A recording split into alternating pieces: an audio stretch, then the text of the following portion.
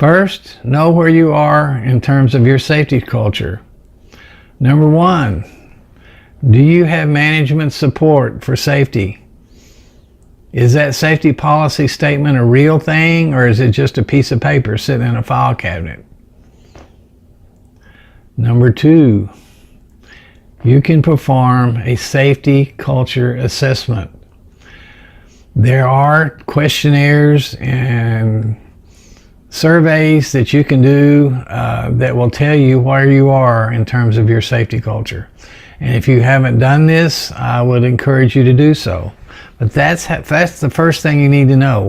Where are you? Where am I in terms of my safety culture?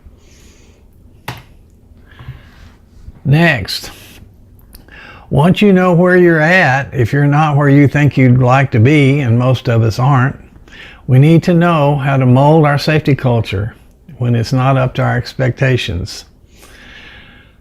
This is a pretty long topic, but I've got a few bullets here that kind of help give you an idea of how we do that.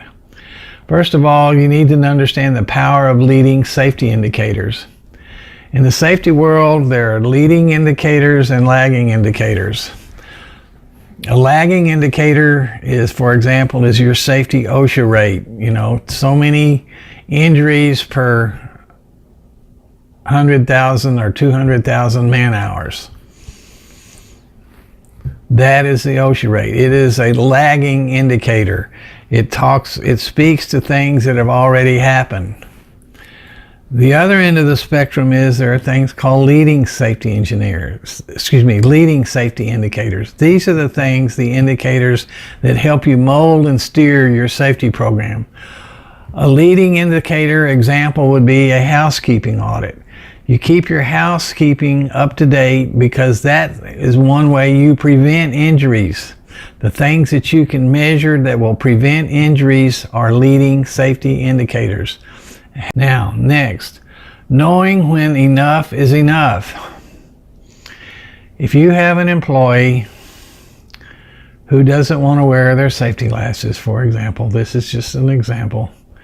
You've gone and said, Joe, you need to wear your safety glasses. It's a safety rule.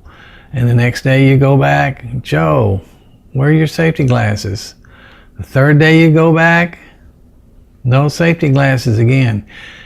As a safety leader, there comes a time when you have to draw a line in the sand. If you train a person, you talk to a person, you encourage a person, and they still don't want to follow your rules, don't want to work safely, then you're going to have to make a decision as to whether or not you're going to keep that person. Is that person worth the risk of an OSHA citation? Is that person worth the risk of an injury? You know, are you going to be still doing this, Joe, wear your safety glasses 5 years from now? Somewhere along that spectrum, enough is enough. And unfortunately, from time to time, you're going to have to make that decision. So, next bullet here is shaping your supervisor's role.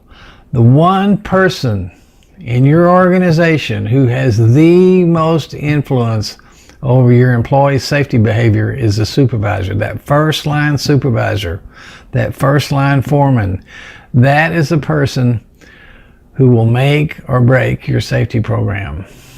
If that supervisor holds his people accountable, his or her people accountable for safety, you're going to be way ahead. If that person just says, well, just wear your safety glasses when the boss is around, you know, well, that person's not going to help you out very much. You might have to have one of those conversations with your supervisor or your foreman. Next on my list is learn the power of positive listening. If you will speak with your employees, if you will listen to your employees, they will tell you what you need to know to help them work safely. They've been doing that job most likely for a long time, and they may not be as articulate as you would like, but if you'll listen and read between the lines, they will tell you what they need to work safely. Next on the list, establishing shared values. If the foreman has a value, the employee has a value, and the management has a different value, then you're going to have a problem. Establishing shared values is a function of training. When you have training for your employees, you have to emphasize management's expectations. You have to make sure that your supervisors share the exact same expectations of your management, and they have to communicate to your employees. That way you have all three levels of communication there on the same page. Fostering healthy cross-level communication. Your hourly employees, your supervisors, and your upper-level managers live in different worlds. Your hourly floor employees, your construction workers, they have I'm going to call it a culture that they live in.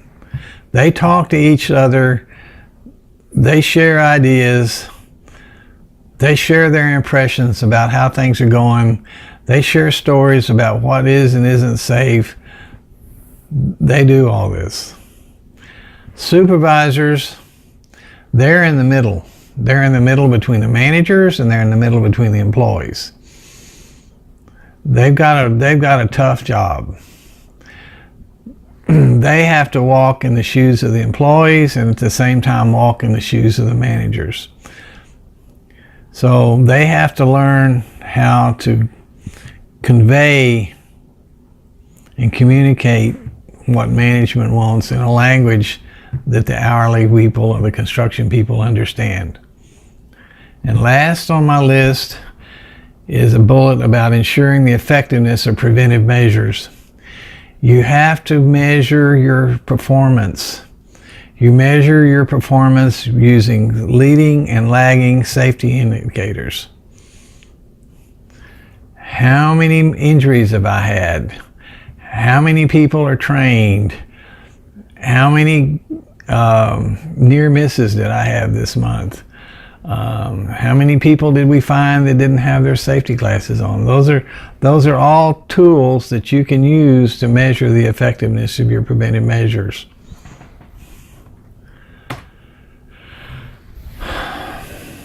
So, your organization is probably somewhere on this spectrum. Somewhere from I have absolutely nothing to, yeah, we've got a program, but it's a little out of date. It needs to be polished up. You're somewhere on that spectrum.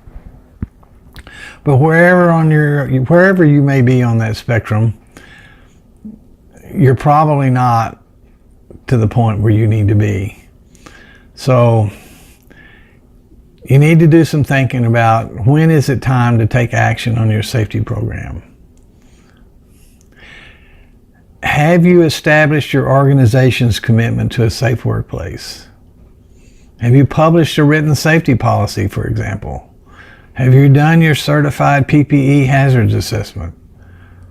Have you laid out your safety program? Do you have all the elements of that safety program that you need?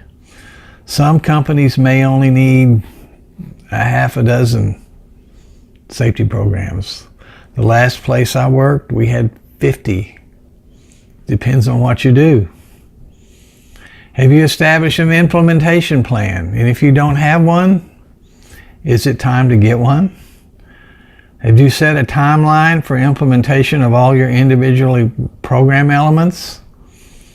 Is there someone assigned responsibility for each one of those programs? And the last thing on my list here is creating a safety-oriented workplace culture. This is the thing that will take you from being OSHA compliant to a world-class company. OSHA compliant businesses and companies are not competitive in today's market. You've got to do better because your competitors are doing better. If you're in an organization where your safety record is like 5, or if your safety index is 5 or 6 and your competitors have a safety index of 2, then you got a problem. And in that case, you definitely need to look at creating a safety-oriented workplace culture. You can push your company to the top of the list. It can be done. I've seen it done. I've participated in doing it. I've helped it get done. It can happen. So that's what I have to share with you today. I hope that if you're a safety leader, that you see somewhere in here that you can find a place where you can move ahead for your safety program. If you happen to be watching on YouTube and you want to kind of watch these